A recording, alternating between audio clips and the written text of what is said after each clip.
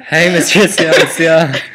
This is our second vlog. And Miss Thayer. Oh, hi, Miss Thayer and Mr. Rebuff. And whoever else. Okay, so today we're going to answer other questions about our project. First thing is who we are going to interview. So we've decided to interview both users and experts in our field. For users, Abby's gonna interview. Oh, so I called the Sequoias here in Portola Valley, and I talked to the director of coordinated activities or events. So her name is April Thompson, and she's really nice. I called and I was really worried that they were going to say no or going to be mean or whatever. But I called and she's like, yeah, we'd love to have you. And she told us, like we talked about last time, the computer limitations and all of that. But that's who we're going to interview as far as like experts on the user's side, like an expert on the user. Yeah. Okay.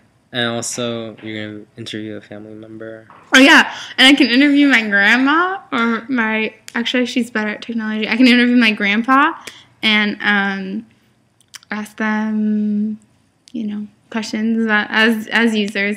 Yeah, so basically from the users, we're trying to find out what our curriculum has to be like, what questions they would have about the web applications and what they already know about the web applications.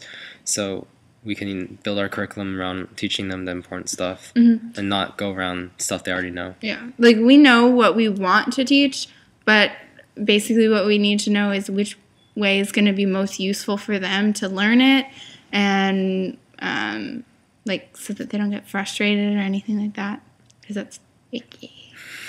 So we're also trying to interview some experts, such as the Apple Genius people, the people that basically work in Apple shops and help people with computer problems. And they also teach classes there.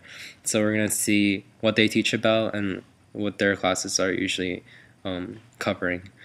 And from that we can see what most people need. So what we're trying to learn basically from interviewing these people is basic set of how our curriculum is going to be like and how many classes we may need.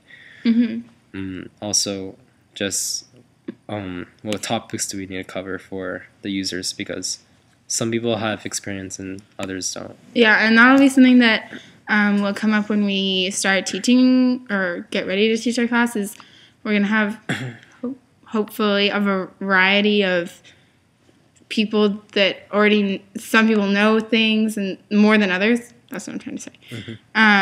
So we'll have to design our class in a way that everyone can learn something, because you have to start at the basics before you can keep going up. Yeah.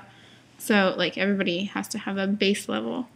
So also, from the experts, we're trying to see also what methods of teaching is best for our users.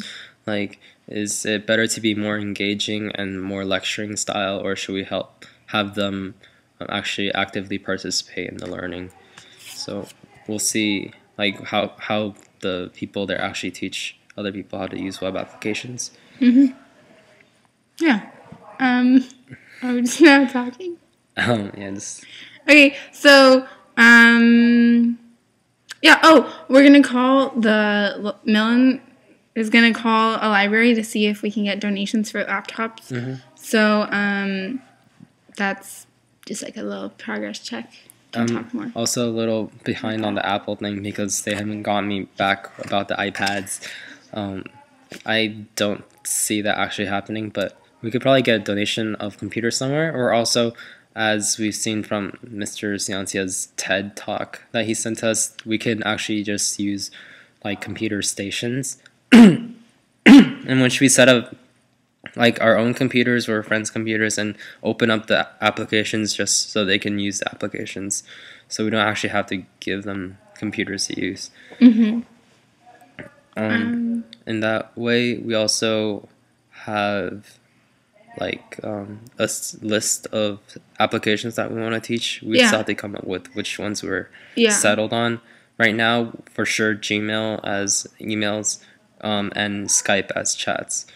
But we might also expand it to FaceTime if we get iPads.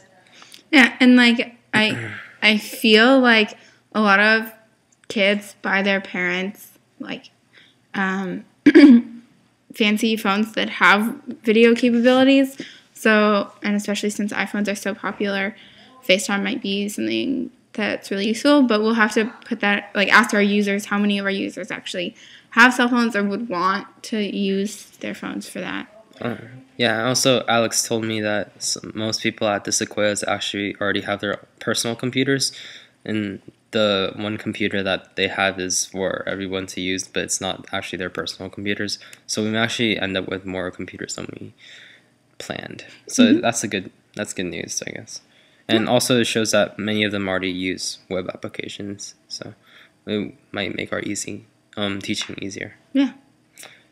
All right, so that's for the second week, and we'll update you next time. Yay!